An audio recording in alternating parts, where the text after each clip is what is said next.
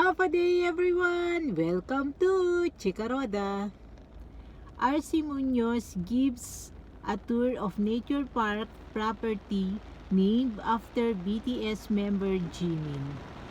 Kapamilya star Arci Munoz, a well-known fan of BTS, named her property she bought after one of the members of the popular K-pop group.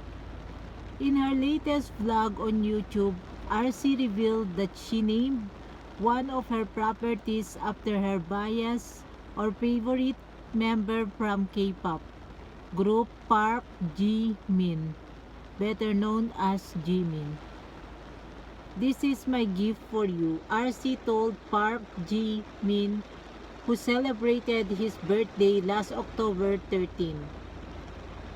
Last January, Arci visited the property to plant trees around the areas which she meant to develop as a nature park.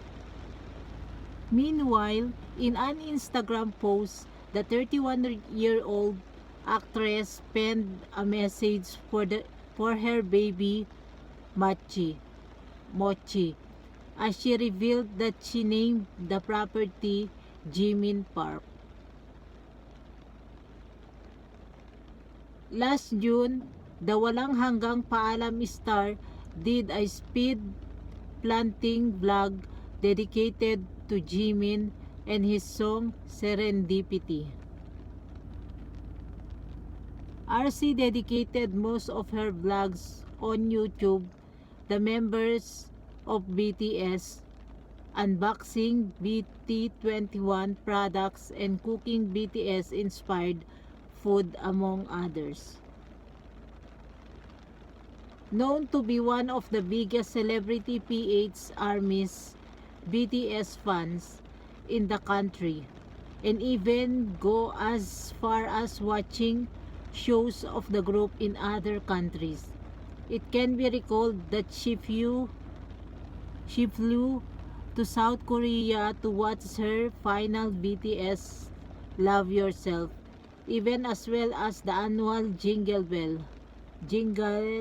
Ball in Los Angeles to catch the 7-piece group's performance.